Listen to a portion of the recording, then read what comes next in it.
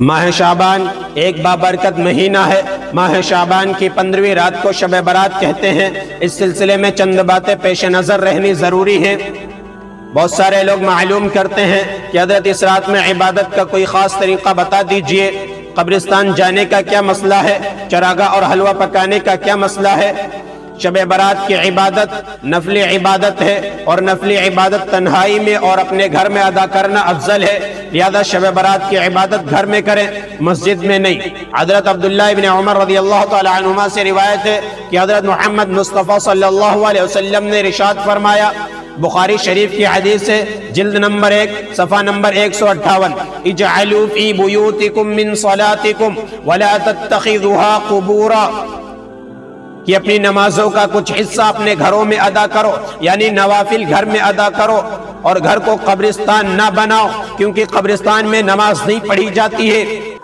اس رات میں عبادت کا کوئی خاص طریقہ مقرر نہیں ہے، ذکر و تلاوت، نفل نماز، صلاۃ التسبیح وغیرہ کوئی بھی عبادت کی جا سکتی ہے۔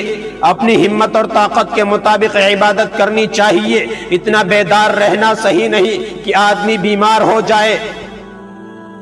پورے سال فرض نماز کا اہتمام کیا جائے، صرف شب برات میں نفلی عبادت کر کے اپنے آپ کو جنت کا مستحق سمجھنا باطل خیال ہے۔ یہ اللہ تعالی مختار کل اور قادر مطلق ہے، جس کو چاہے معاف کر سکتا ہے۔ بعض حضرات یہ کہتے ہیں کہ اس رات میں ایک مخصوص طریقے سے 2 رکعت نفل نماز پڑھ لی جائے تو جو نمازیں قضا ہو گئی ہے وہ سب معاف ہو جائیں گی۔ یہ بات بالکل غلط ہے۔ شب برات میں فضول گپ شپ میں شب بیداری کرنا، گلیوں چوراہوں اور ہوٹلوں میں وقت گزارنا بالکل بے سود ہے، بلکہ نیکی برباد اور گناہ لازم کا مصداق ہے۔ قبرستان جانے کا مسئلہ، حدیث شریف میں ہے کہ حضور صلی اللہ علیہ وسلم اس رات قبرستان تشریف لے گئے، مگر واضح رہے کہ نبی کریم صلی اللہ علیہ وسلم کا یہ عمل اس قدر خفیہ تھا کہ آپ نے اپنی زوجہ مطہرہ حضرت عائشہ صدیقہ رضی اللہ تعالی عنہا سے اپنے جانے کو مخفی رکھا، اور اپنے ساتھ کسی بھی صحابی کو نہیں لے گئے، اور بعد میں بھی کسی صحابی کو اس عمل کی ترغیب دینا ثابت نہیں ہے۔ اس لیے شب برات میں ٹولیوں کی شکل میں قبرستان جانا اور اس کو شب برات کا جزو لازم سمجھنا اور راستوں میں روشنی کا اہتمام کرنا، یہ دین میں زیادتی اور غلو ہے۔ بغیر کسی اہتمام اور پابندی کے قبرستان جانا چاہیے۔ چراغاہ کرنے کا مسئلہ، بعض حضرات شب برات کے موقع پر گھروں، مسجدوں اور قبرستانوں میں چراغاہ کرتے ہیں، یہ اسلامی طریقے کے خلاف ہے اور غیر مسلموں کے تہوار دیوالی کی نقل اور مشابہت ہے۔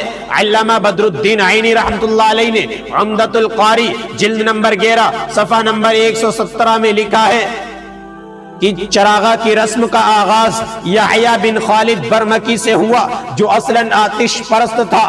جب یہ اسلام لایا تو اپنے ساتھ یہ آگ اور چراغ کی روشنی لایا، جو بعد میں مسلم سوسائٹی میں داخل ہو گیا، اور نوبت یہاں تک پہنچ گئی کہ اس کو مذہبی رنگ دے دیا گیا۔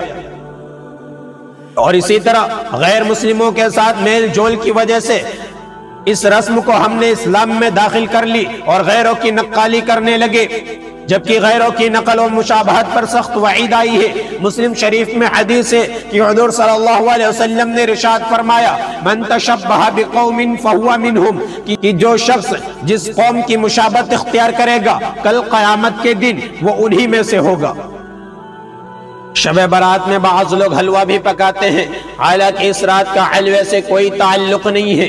آیات کریمہ، احادیث شریفہ، صحابہ کرام کے آثار، تابعین و تبع تابعین کے اقوال اور بزرگان دین کے عمل میں اس کا کہیں تذکرہ اور ثبوت نہیں ہے۔ اصل بات یہ ہے کہ شیطان نے یہ سوچا کہ اس رات عبادت اور استغفار کے ذریعے اللہ تعالی لا تعداد لوگوں کی مغفرت فرمائے گا اور ان کی نیکیوں میں اضافہ ہوگا، تو یہ بات مجھ سے کیسے برداشت ہو۔ اس لیے اس نے مسلمانوں کو ان خرافات اور بدعات میں پھنسا کر سنت طریقے سے دور کر دیا۔ بعض حضرات یہ کہتے ہیں کہ جب حضور صلی اللہ علیہ وسلم کے دندان مبارک شہید ہوئے تھے تو آپ صلی اللہ علیہ وسلم نے حلوہ نوش فرمایا تھا، یہ بات من گھڑت اور بے اصل ہے۔ حضور صلی اللہ علیہ وسلم کے دندان مبارک غزوہ احد میں شہید ہوئے تھے اور غزوہ احد ماہ شوال میں پیش آیا تھا، جبکہ حلوہ شعبان میں پکایا جاتا ہے۔ دانت ٹوٹنے کی تکلیف ماہ شوال میں، حلوہ پکایا گیا 10 مہینے بعد شعبان میں، کس قدر بیہودہ اور باطل خیال ہے۔ اللہ تعالی ہم سب کو، پوری امت کو صراط مستقیم پر چلنے کی توفیق عطا فرمائے اور بدعات و خرافات سے حفاظت فرما کر اتباع سنت کے جذبے سے مالا مال فرمائے۔